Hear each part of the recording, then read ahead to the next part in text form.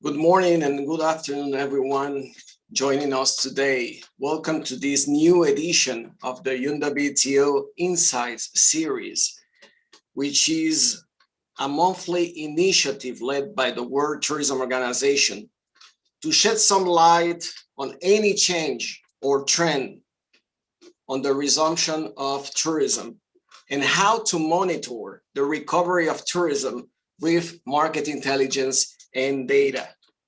And today we have a very special guest with us.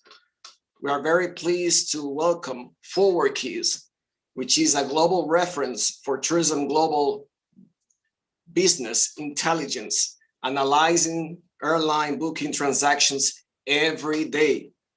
So in this webinar, I will be joined by our colleagues Javier Huescas, who is Senior Specialist at the Tourism Market Intelligence and Competitiveness of the UNWTO, but also from ForwardKeys by our colleagues Luis Millán, who is a Market Research Manager from ForwardKeys, and also our colleague Juan Gomez, who is an insight expert at ForwardKeys.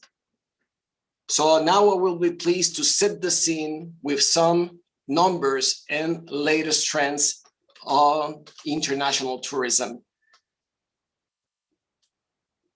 If you could share the screen, please. Thank you very much.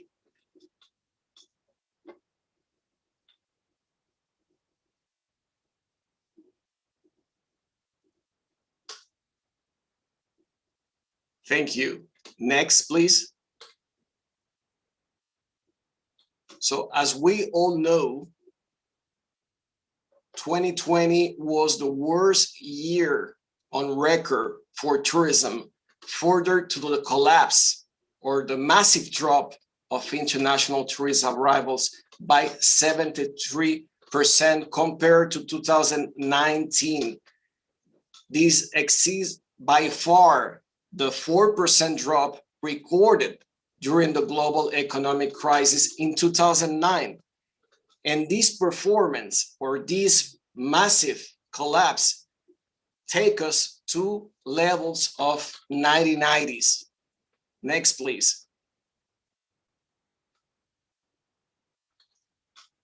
So in 2020, compared to 2019, which was the pre-crisis year, over 1 billion international tourist arrivals were lost. But also, this has translated into a loss of 1.3 trillion US dollar in export revenues from international tourism, and an estimated loss in global GDP over 2.5 trillion. And last but not least, we estimated that 100 to 120 million direct tourism jobs were and continue at risk. And this is a critical factor, as many of these jobs have a high share of women and youth, and also small, medium enterprises are at risk. Next, please. So if we see the map, we can see that demand for international travel remains very weak at the beginning of 2021, and all regions in the world were impacted by the massive drop of international tourist arrivals due to the COVID pandemic. At the beginning of the year in January, which suffered a drop of 87% in international tourist arrivals or overnight visitors, many countries reintroduced stricter travel restrictions. And this is due to the worsening of the pandemic and due also to new variants, all weighing on the resumption of international travel. Next, please. But what has changed also at the level of the consumer and traveler behavior in times of COVID-19? The pandemic has also triggered or accelerated some trends that we have been witnessing in the traveler behavior. The rise of domestic tourism, for instance, has shown positive signs in many markets, but also travelers have been traveling for staycations or taking vacations close to home. But the rise also of domestic tourism has also triggered a major interest in nature, rural tourism, and road trips based products and segments, which have emerged as a popular travel choice also due to travel limitations and the quest for open air experiences. But there are also new concerns. Health and safety measures remains a very important determinant for this traveler decision. And of course, this will require also some flexibility, but also some better communication too.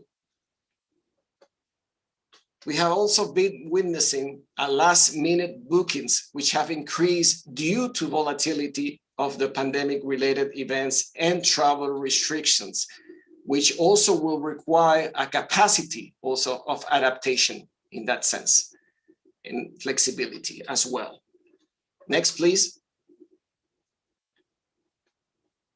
We have seen that younger travelers are comparatively more resilient than the more mature traveler due to that change in demographic, which was already happening in the tourism sector.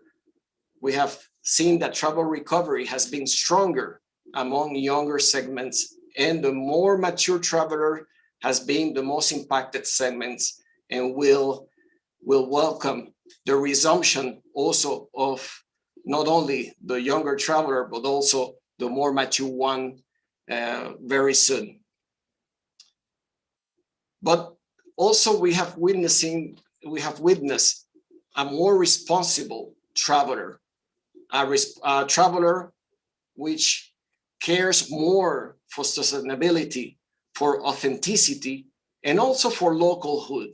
So traveler has been giving more importance to creating a more positive impact when they travel among local communities, which is also a very important component of the value chain. And they have been increasingly looking for authenticity. Next, please. So looking ahead, and I will give the floor to my colleague, Javier Huescas, just to have an idea of what could happen in the near future. Thank you, Javier, all yours. Thank you very much, Michel. And it's also a pleasure to share this webinar with our partners from ForwardKeys. Michel and I Michel has already explained some of the consequences of the pandemic on international tourism. This is some of the information that we publish regularly in our reports, like the World Tourism Barometer and other market reports. And now I will dig a little bit into the future trends or outlook for the year 2021 based on our scenarios. So this graph shows the past 10 years, the annual change in international tourist arrivals for the world since 2009 up until 2019. You see there that the only year in which there was a decline in international tourism was 2009 with minus 4%. Since then, there's been 10 consecutive years of sustained growth. So as you can see there in the graph, every single year there was an increase in international tourism until 2019. And then this happened, which is the impact of the pandemic last year in 2020, with the an unprecedented 73% decline in international tourism.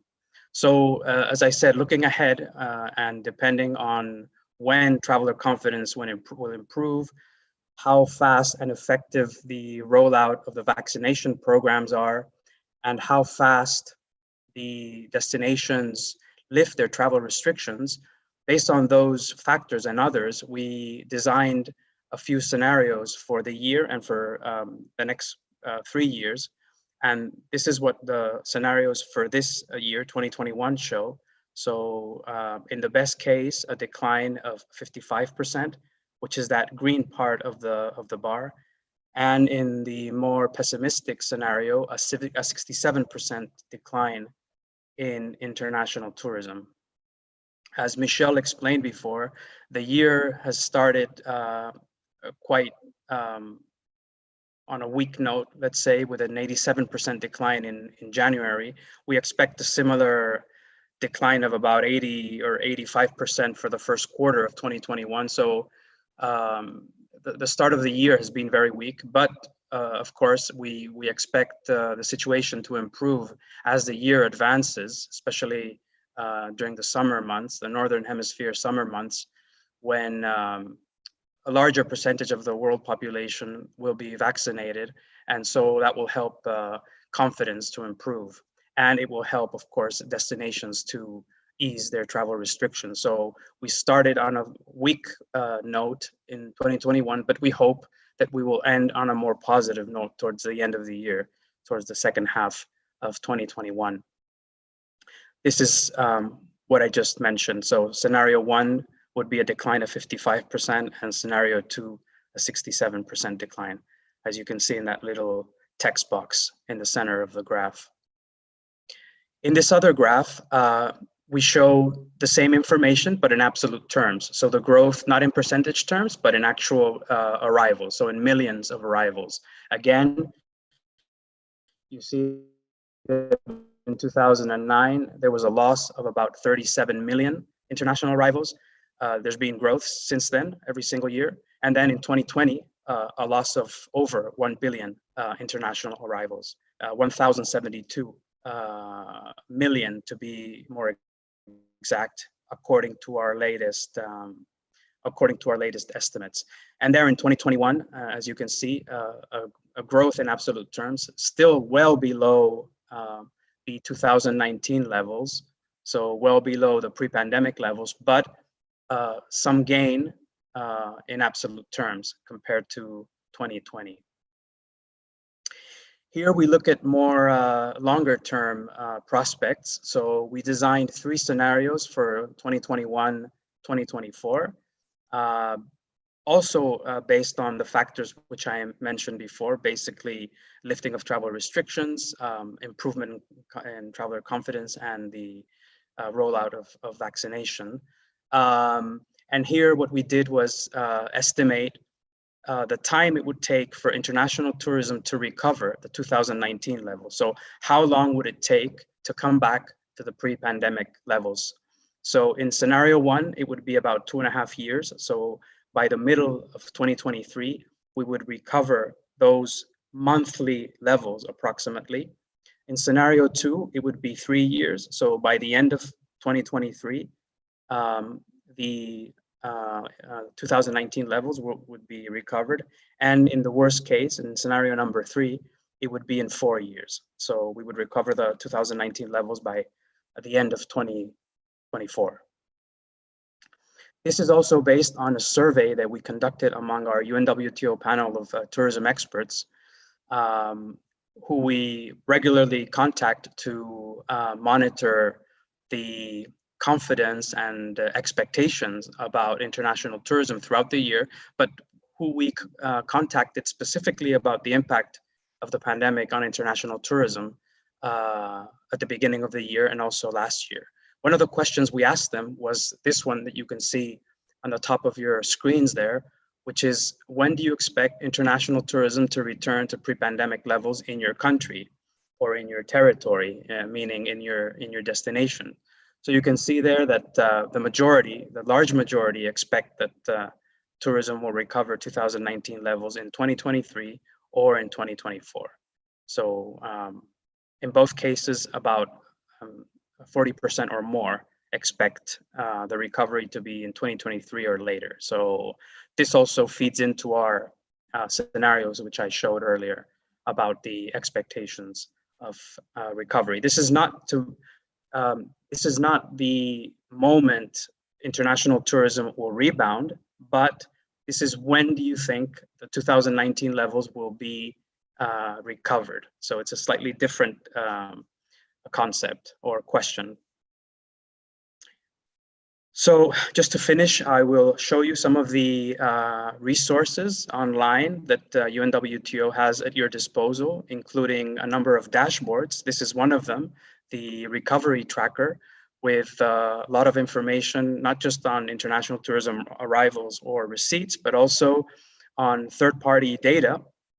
For example, by ForwardKeys, our partner in this webinar, we have information on bookings here, which we compare with hotel occupancy, hotel bookings, etc., seat capacity from a range of third-party providers. And you can click there on the region or on the country time period, and you can get some interesting data for the different sectors or variables. You can select also, as you can see in this screen here, by the UNWTO regions and sub-regions. And it's very extensive, and you can really play with it and obtain a lot of information from different variables related to tourism. You can see at the top of your screen there, you can click on monthly or YTD change, year-to-date change, vulnerability of destinations, impact assessment, and you can click the region or groups of countries. So it's a really versatile dashboard. We also launched recently, in partnership with IATA, this destination tracker with a host of indicators on air travel, contagion or positivity rates in different destinations around the world. And what's more interesting, this screen here, which shows the current travel restrictions that countries have in place currently. So this is updated regularly. So if you want to travel to a specific country, you can check this dashboard and see what the latest restrictions are in terms of PCR tests or quarantines, etc. I'll leave it at that, and we'll take some questions at the end, I believe. And now I will let our friends from ForwardKeys continue with the presentation. They're going to give us some very interesting information about the latest tendencies or trends in terms of air reservations and also the outlook for 2021. And they will also present a very interesting new tracker called the Destination Gateway, which Juan will talk about also. Thank you very much. Go ahead. Thank you, Javier, and Michelle as well.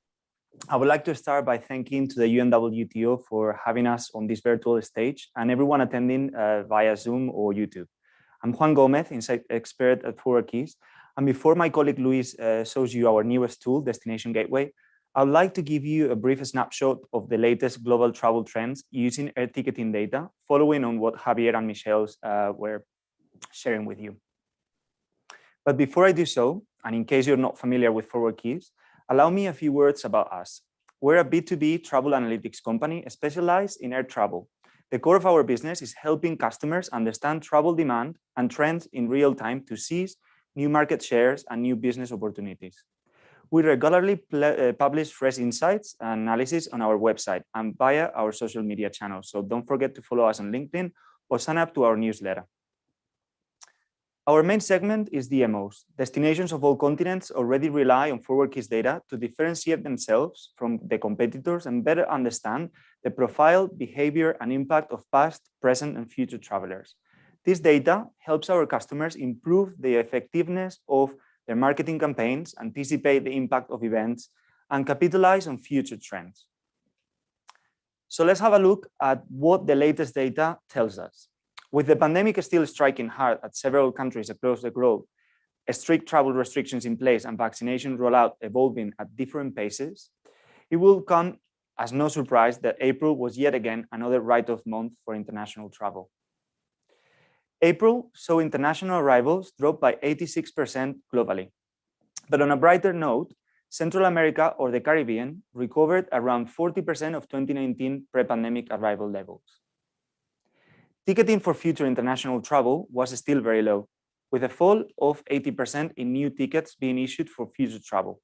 But again, for some destinations, ticketing accelerated.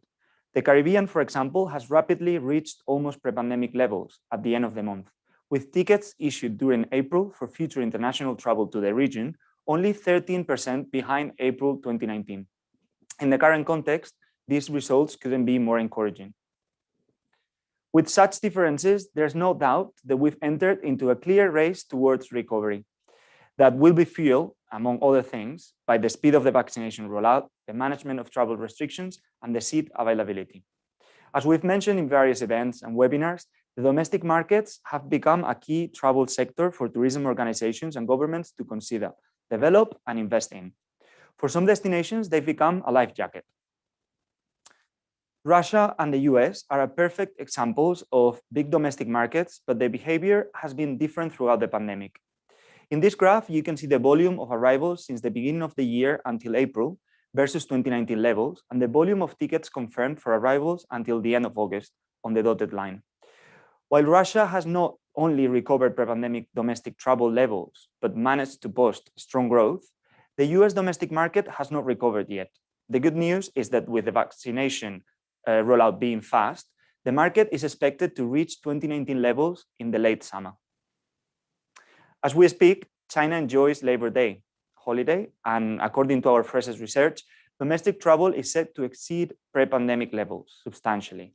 In January, a resurgence of COVID-19 caused a substantial setback in domestic travel, with arrivals diving 69% compared to 2019.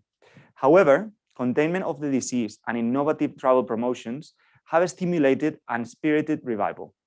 Surprise destination promotions, known locally as blind boxes, in which the traveler purchases a flight ticket to an unknown or surprise destination, have been a big hit. As of mid-April, total flight tickets issued for travel over the peak period from the 1st till the 5th of May were 5.8% ahead of where they were at the equivalent moment in 2019. Bookings for the extended holiday period, 28th of April to 9th of May, were 9.8% ahead. Outbound travel is almost impossible for the Chinese, the only exception being Macau. But for most global destinations, international travel is vital. I'd like to take a step back to re-examine the reactivation of international travel and look at the tickets confirmed for travel in the next few months. Looking at the volume of confirmed tickets for travel between May and August by arrival global region, compared with the same moment in 2019, we can see big differences. The Americas has reached already over 60% of 2019 volumes, while Asia Pacific stands at only 10%. Behind these differences are, of course, the evolution of the pandemic, the travel restriction, or the vaccination rollout. But what is the reason behind such asymmetrical reactivation? Well, as mentioned earlier, the Caribbean has almost reached 2019 ticketing levels by the end of April, which is fast improving the overall Americas outlook for the summer. And US travelers are behind such reactivation. Just as we've highlighted the importance of domestic travel, regional travel is just as important for the economic health of destinations. Traditionally, US visitors will account for just over 50% of total international visits to the Caribbean. During Q1 this year, that jumped to over 76%. And when looking at the outlook for Q2 and Q3, we observe a very similar story. The Caribbean has a great opportunity to seize and reignite its relationship with the US as a key source market, particularly while the UK, France, or the Netherlands, or other traditional source markets are still yet to reactivate. When zooming in the outlook for the specific destinations in the Caribbean, we observe that some of them are set to receive record-breaking numbers of US visitors. US Virgin Islands currently has double tickets confirmed for travel from the US between May and August than the same moment in 2019. Puerto Rico, Turks and Caicos, Aruba, and St. Lucia are all experiencing growth at the moment versus 2019, while others like Jamaica, St. Martin, Antigua, and Barbuda have figures close to pre-pandemic levels. So now that we've confirmed that reactivation of key domestic markets, as well as regional international travel, the question remains, how about long-haul travel? And the positive news is that we've started to see some interesting reactivation in that front too. Looking at ticketing from the US to Europe, we see a particularly strong pickup for countries such as Turkey or Greece, in both cases with figures close to 2019 levels. But the big winner is Iceland, which since the beginning of April has recorded ticketing growth. But much like the US is key to the Caribbean, the great hope for Europe is the revival and recovery of intra-European travel. Sadly, aside from the UK, most countries haven't quite reactivated yet. The two top most resilient markets into Europe for the summer, looking at the level of confirmed tickets versus 2019, are Israel and UK, with high vaccination percentages, followed by Sweden. The UK is a particularly strategic market for many southern European destinations such as Spain, Portugal, or Greece. And you may wonder which EU destinations will be the most popular among British travelers this summer. So here they are. Southern Europe is going strong, with Greece, Cyprus, and Spain topping the list. Greece is doing particularly well. Current ticket to travel between July and September registered a surprising 12% increase on 2019 levels. It is no coincidence that the two countries showing the highest level of reactivation are also the ones who were the first communicating on the reopening of the borders for the summer season. Just like in 2020, there are benefits to being ahead of the pack. One of the benefits of early announcements is that airlines have more time to adjust their capacity and promotions. Here, for example, we see that airlines have decided to bet on Greece this summer, increasing seat capacity to levels even superior to the ones registered in 2019. On this chart, it is also fascinating to see how quickly airlines adjusted their offer following the announcement of the roadmap at the end of February. So far, you've heard about the top-line current trends. Now, over to my colleague Luis, who will show you these trends in more detail using our newest DMO tool, Destination Gateway. Thank you very much, Juan, for your introduction. And after reviewing the global trends, it is clear that the COVID-19 recovery is going to be asymmetrical.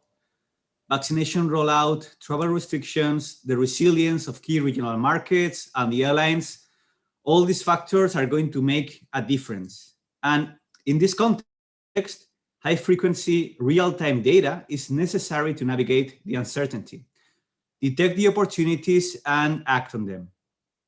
The COVID-19 crisis has been an accelerator for the consolidation of data-driven decision-making in the travel industry. And here, destinations have a fundamental role to play. At ForwardKeys, we work with many destinations over the years with very different backgrounds, and we are well aware of the challenges they face. That's why we partner up with several DMOs to build a travel intelligence platform specifically tailored to their business needs. This new platform is called Destination Gateway, and we are very happy to announce that we are launching it just this month. So we thought it would be a great occasion to use it and have a look at one of these success stories of the upcoming summer, Greece. In short, Destination Gateway is a high-value dashboard addressing the common use cases of destination management. Here we combine multiple data, including air tickets with the highest coverage in the market, flight schedules and capacity, travel restrictions, as well as flight search data. So let me very quickly start sharing my screen and let's have a look at it.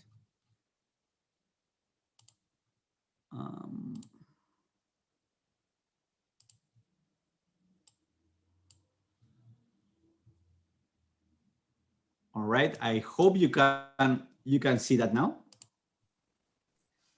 Yes, Luis, thank you. Clear.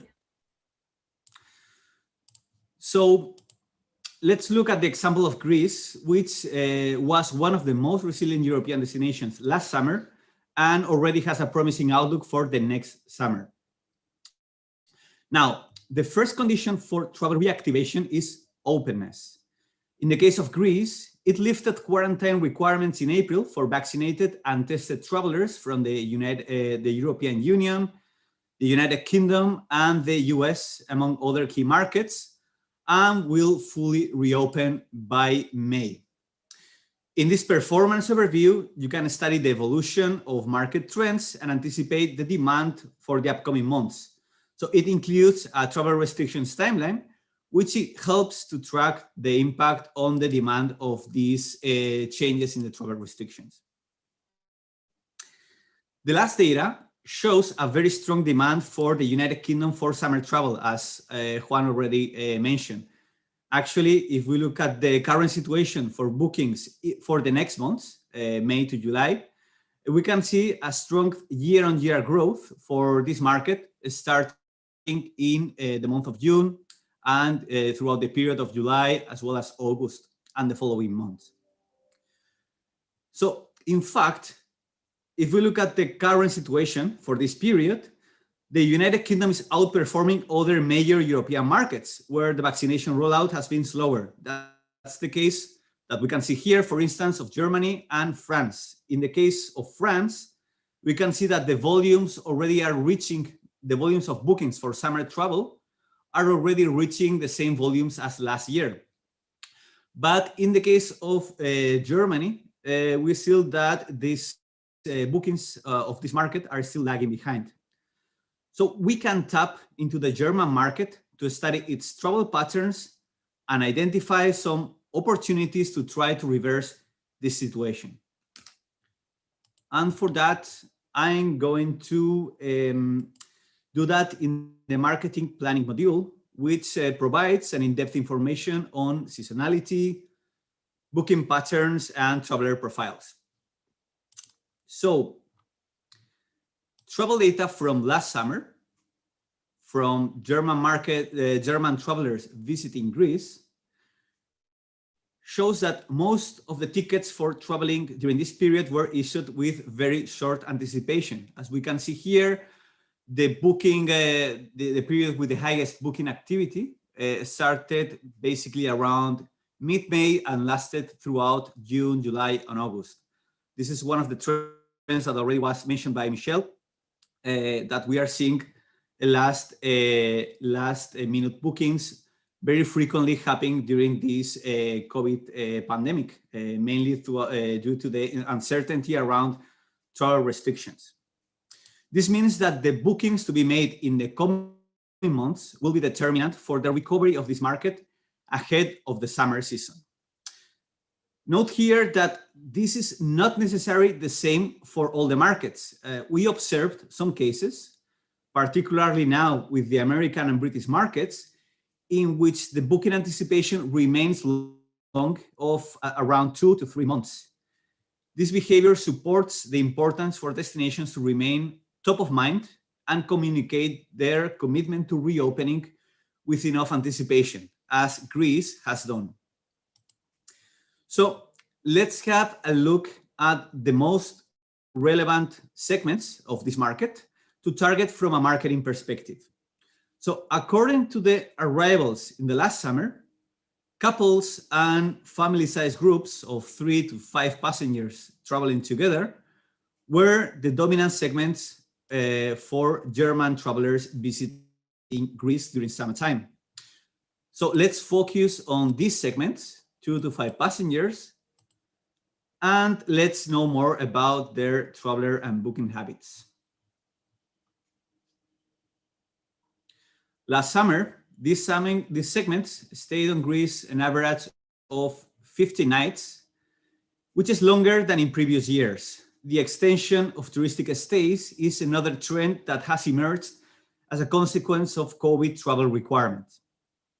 The next step would be to study how these segments booked their holidays in Greece so as to identify the right distribution channels. The direct booking channel remained as the preferred choice, and overall it has been the most resilient booking channel throughout the COVID times. And this is not only for the German market, this is another global trend that we are observing. However, in this case, note that a third of the tickets that were issued for this travel period were issued by the indirect channel via travel agencies. And this was done fundamentally through retail travel agencies. By identifying the top distribution players, the airlines and the travel agencies, destinations can partner up with them for marketing actions. Finally, the distribution of German travelers by city of origin provides additional context for optimizing the marketing campaigns. As we can see here, Munich, Düsseldorf, Stuttgart, and Frankfurt are the most relevant outbound markets for Greece, as they were concentrating most of the German travelers during summer period. So as a conclusion, Greece could benefit from tactical marketing actions to stimulate the German market ahead of the summer season, tapping into couples and family-sized groups from these major cities that mainly booked their trips via airlines directly or via retail travel agencies. Now, in respect of time, let me get back to the presentation very quickly for some final remarks. And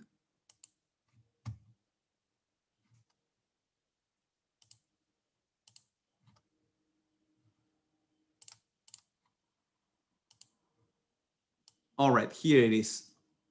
So in first place, the success stories of some destinations, some of them mentioned by Juan, and the vaccination progress in some of the key markets are very encouraging. The recovery has started, but it will be very different for every destination.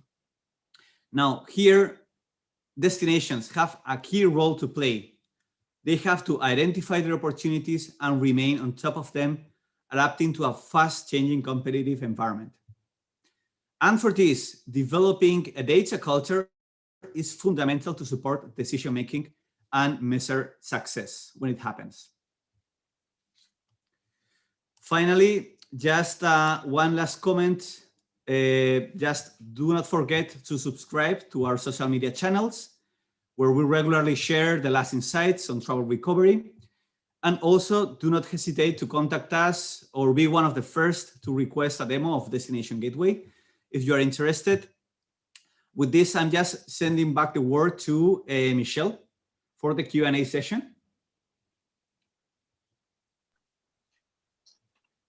Thank you very much, Juan and Luis, for your excellent presentations, and congratulations for your new Destination Gateway platform, which is a very useful tool, not only to understand trends, but also to make the right decisions in these uncertain and challenging times where we need timely and reliable data. So congratulations once again. We're going to open the session of question and answers. We have already received some questions by YouTube, but please ask more questions and we will be delighted to answer you, well, depending on the question, of course, but we will do our best to answer all your questions. So we have a first questions, and I think this is for Javier. Have you included the consumer behavior, new trends in the recovery scenarios? Yeah, hello. And regarding that question about consumer behavior, yeah, absolutely. We have looked into different trends emerging in this pandemic and post-pandemic times. The real question is not how much demand there is for international tourism now and how it has evolved over the past 12 months or so, but how much of it is not limited by travel restrictions. In other words, we've seen huge pent-up demand accumulating over these 12 months or almost 14 months now. And in many surveys conducted by individual destinations or private companies and even other organizations, international organizations, we've seen that the intention, the desire to travel is there. Travelers all over the world want to resume their normal behavior in terms of traveling, their vacations, but there's two things that limit them at the moment. One is the actual spread of the pandemic and their fear of contagion, and most importantly, the actual travel restrictions. I mean, even if you want to travel, if the country you want to visit has closed its borders, then there's not much chance you can visit. So it's not so much a question of how much demand there is or what are the new trends or evolving trends, but how many restrictions there are in each country, what type of restrictions, and how long they will last.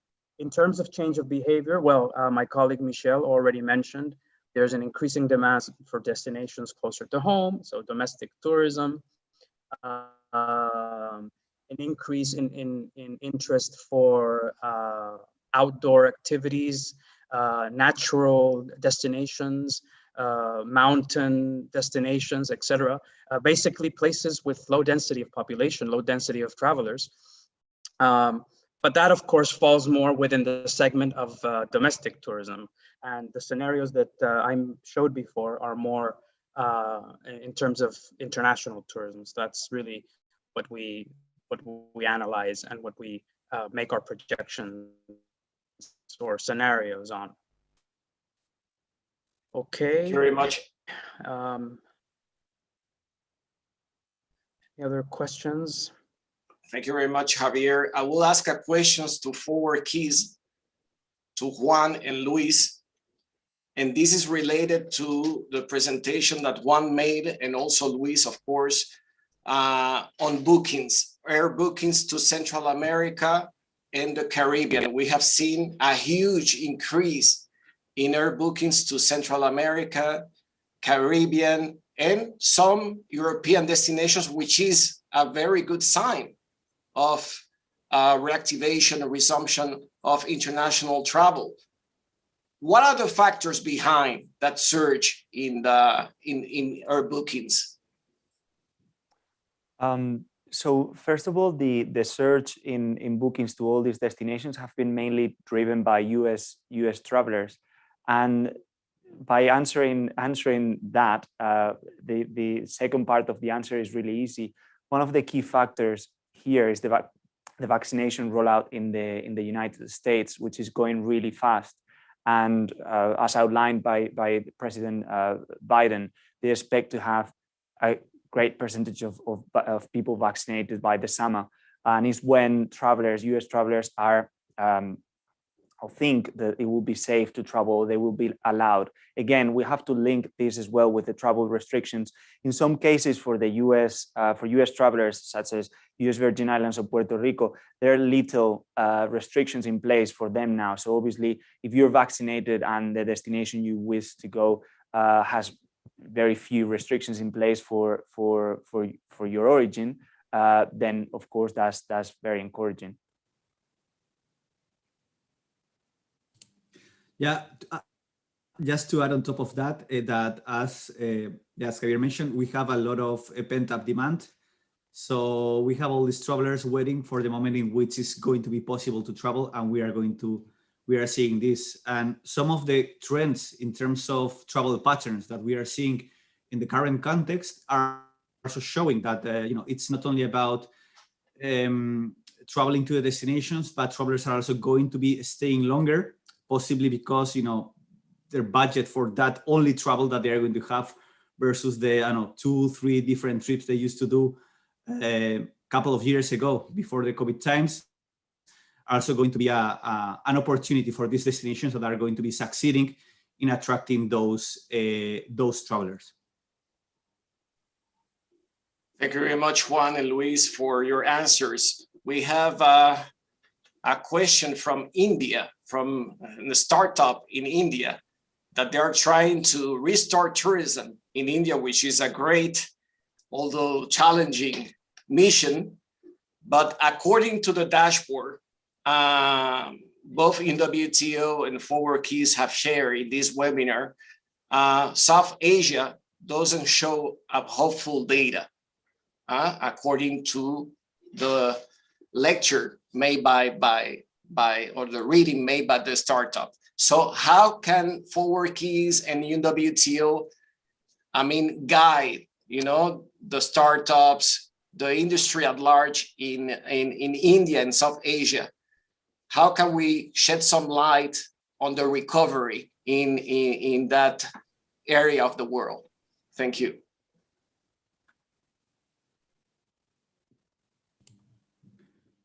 Not sure. Should I go ahead or? Yes, please. Yeah, just a comment on this. Yeah, of course, there are some regions, as we were saying, we are seeing recovery In some regions, it's happening faster than in others, and it is very much linked to the situation at the key regional markets. In the case of Asia, it is clear that it's China, which remains relatively closed and has remained. So I think at this point, all the eyes are looking at this market at the moment when Chinese travelers are going to start traveling again. Of course, this is very much in line with travel restrictions and as well as the pandemic situation at the destination, the risk at the destination. And I would like to highlight that we are also seeing some success stories in that region. For instance, one relevant case that we recently reported was on the Maldives. And talking about the Maldives, we are talking again about long-haul travel. This destination managed to attract travelers from Russia, travelers from the United Arab Emirates, and other long-distance markets. So it's a matter of identifying strategic markets. And right now maybe the Chinese market is not really stimulating travel within Asia, but maybe it's time to look at different markets different than usual, and seek opportunities there. Thank you, Luis. I don't know, Javier, if you would like to add Yeah, sure. some element on the latest trends in Asia Pacific. Yeah, not so much about Asia and the Pacific, which, as you yourself, Michelle, showed in that slide with the map, is the region which is, suffering the largest impact so far. One, because that's the region where the pandemic actually started, and two, because as of today, it's the region with the highest degree of travel restrictions, with a larger number of destinations with completely closed borders. So the decline for 2020 is well over 80%. But regarding the support that UNWTO can give destinations or specific private sector companies, I would just say that it's important to bear in mind that UNWTO is a UN organization. It's an international organization. We work primarily with member states, with governments, and so we, of course, tend to be more in direct contact with actual governments than specific companies, though we do have a department of affiliate members, which consists of private companies and academia, universities. But just to mention that we did publish last year a report on guidelines for the restart of tourism, and you can find it online in our UNWTO e-library. And some of the examples of procedures or policies that are recommended for the restart of tourism and for the recovery are, for example, private-public partnerships, governments being able to help tourism companies through, liquidity policies or financial help, opening borders with responsibility, harmonizing and coordinating protocols, travel protocols. That's really important. And innovation. Innovation is really important in terms of restarting tourism, and startups like yourself in India and many others are very important in order to find new niches of opportunities for the tourism sector. Thank you, Rich. Thank you very much, Javier, for mentioning those key factors also for recovery. Juan, back to you. I think there's a question for you. I don't know if you want me to read it or you can do it yourself. Yeah, you can read it. Okay, so is ForwardKeys taking sustainability trends into account when analyzing future scenarios? Yeah, of course. Sustainability has become in recent years a key topic to address, not only from companies or businesses, but also from destinations. And of course, us working so closely with destinations, we take sustainability very seriously.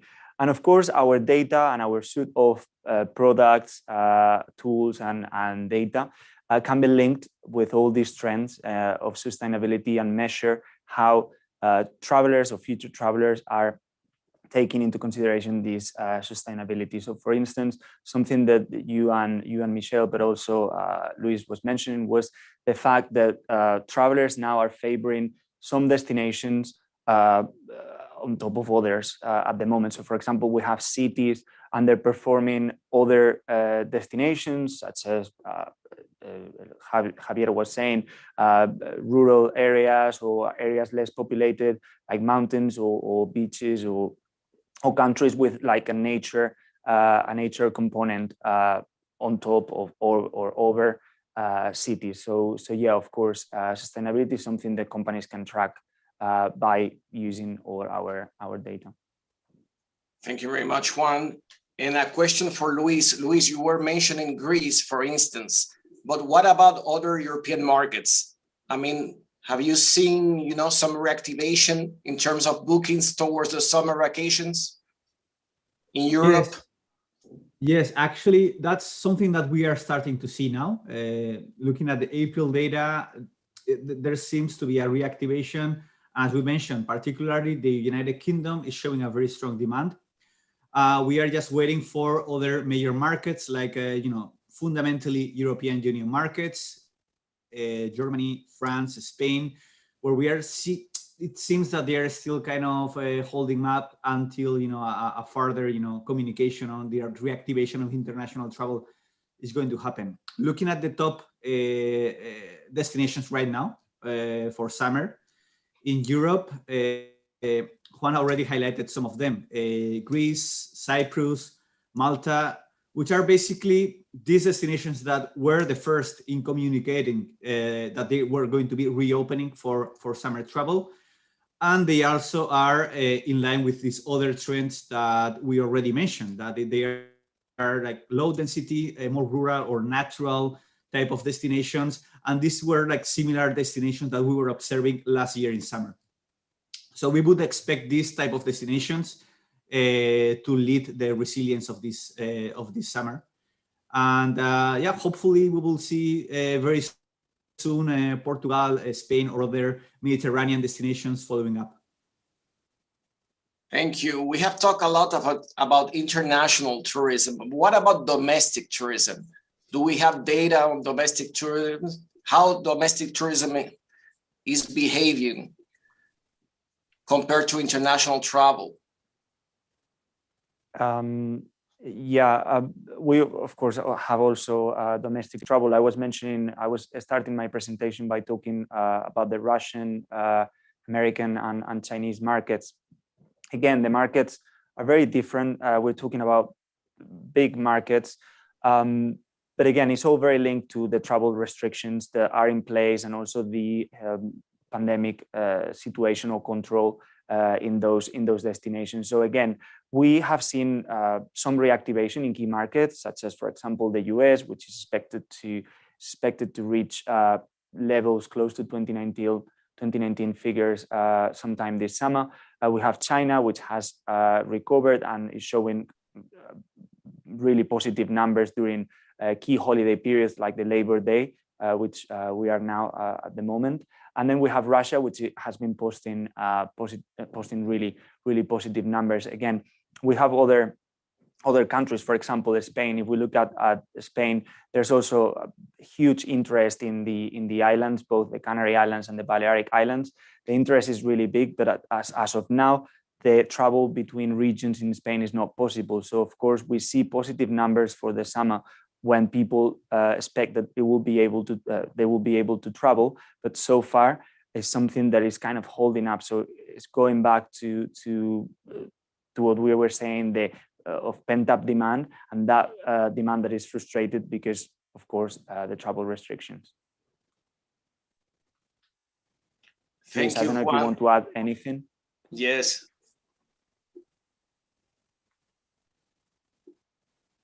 No, I was saying, Luis, if he wanted to add anything, that's fine. No, that's this all right. is fine, totally in line. So we will be seeing some domestic travel. This crisis has been an excellent opportunity for destinations to develop the domestic market. And we saw that, I think, for instance, in the case of Russia or China, those are some of the most dramatic examples that it was a way to fast forward the development of the domestic market. And that's a trend that we observed last year, and that's definitely a trend that is going to still be there during this summer season. Thank you, Liz. I will take advantage now that you're speaking to ask you one question, because you all have mentioned sustainability and innovation as key pillars for recovery. But what about data? And this is a question also from the audience. I mean, how can the smart use of data boost the recovery?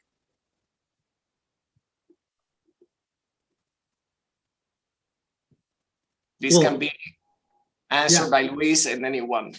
Yeah. Thank you.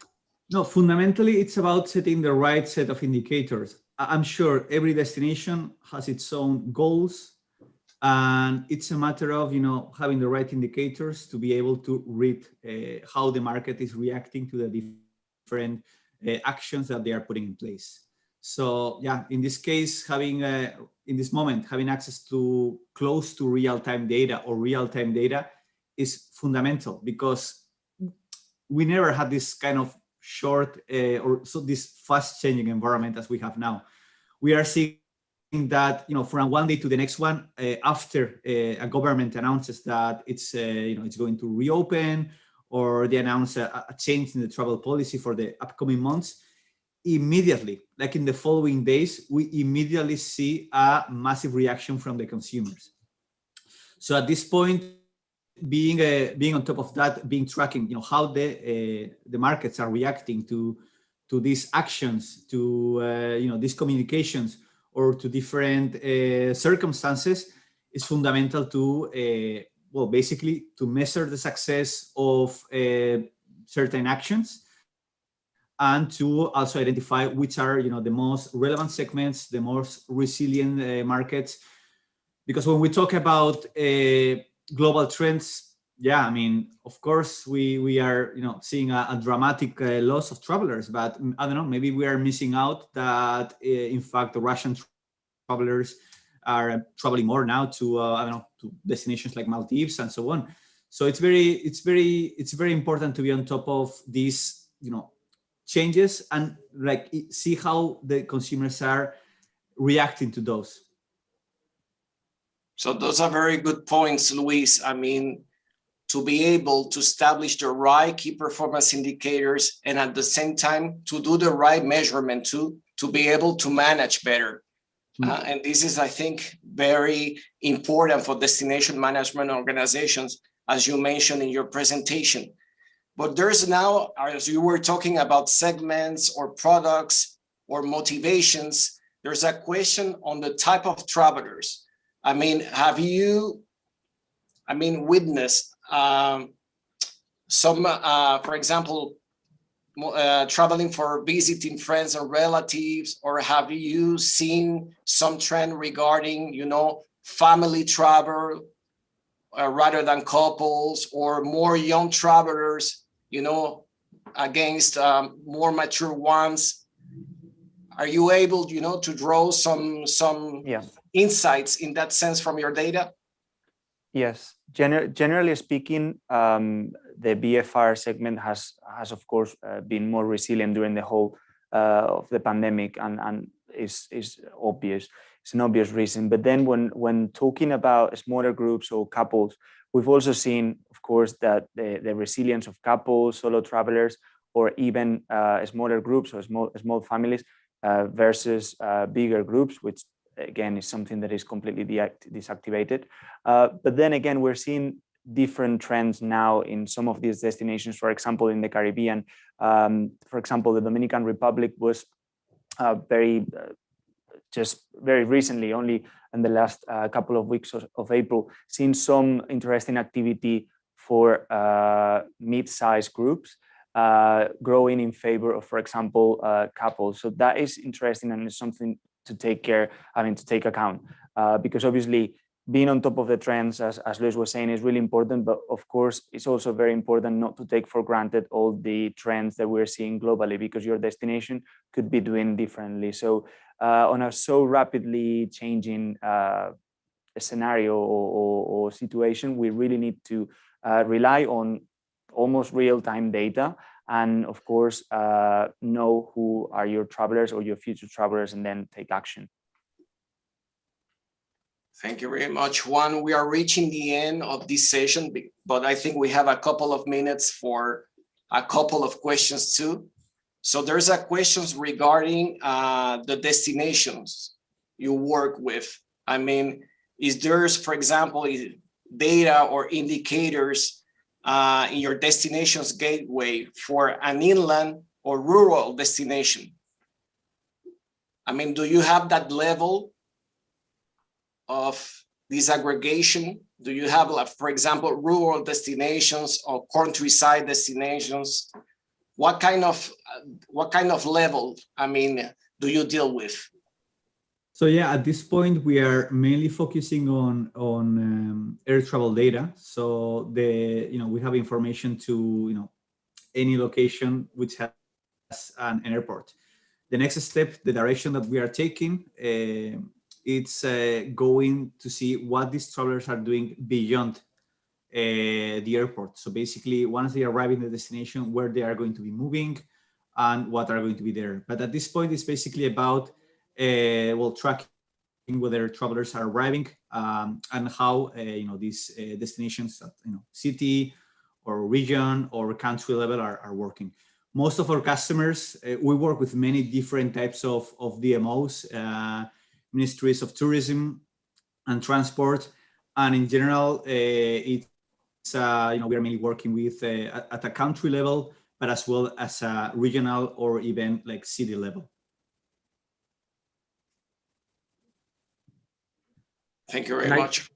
Can I just add something, Michelle? Yes. And everybody, regarding the importance of data, and there's been a few questions related to the importance of data. Can I just say that one of the things that this enormous crisis has shown us is that it is incredibly important to measure tourism in destinations, and the measurement of international tourism has been well expanded, and the coverage is huge across the world, but not so much domestic tourism. There's still a lot that needs to be done in terms of measuring domestic data. And I'm not talking about real-time data. And we're lucky to have companies like ForwardKeys and others who regularly track and monitor the reservations and other types of real-time or almost real-time data. I'm talking more about official statistics, and many countries are realizing now that how important it is to measure domestic tourism, internal tourism within their boundaries for times like these, where the recovery is at least in the initial phase, largely dependent on domestic tourism. So I would call on all destinations around the world who are listening, and people working in statistical institutes or tourism ministries, to please take into consideration the importance of measuring domestic tourism, to put resources in place to measure domestic tourism through accommodation surveys, through household surveys. There's a whole methodology that UNWTO has developed a few years ago, namely in the publication IRTS, International Recommendations for Tourism Statistics. So we would be happy to assist you there, but it's very important for countries to measure more and better, and to also provide training and capacity building in this sense. Thank you. Thank you very much, Javier. Very nice message to conclude this Insight series. Maybe you would like to say a few words just to close the session, and then, of course, Juan and Luis can say a few words also on behalf of ForwardKeys. Yeah, sure. Just to say that it was a pleasure. I hope that it was useful for countries and DMOs and private companies, even university professors and students who've been following us. who will follow us in the future, because I believe this will be on YouTube for quite some time. So I hope it was useful, and I am very grateful to our partners in this webinar, ForwardKeys, who provide a very insightful information, who have done stuff and rely on them to give us some short-term insights on how the international tourism markets are doing. So thank you very much, Juan and Luis, for your participation. Thank you.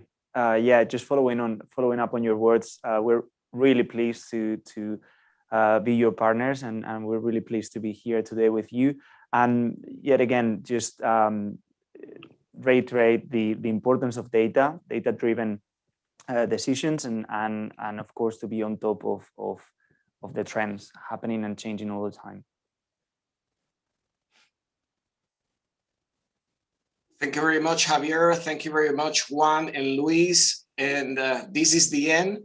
So we will be pleased, of course, to answer your questions by email too. And see you in next UNWTO Insight series. Thank you very much, everyone. Thank you very much. Thank you. Thank you. Bye-bye. Thank you. Bye.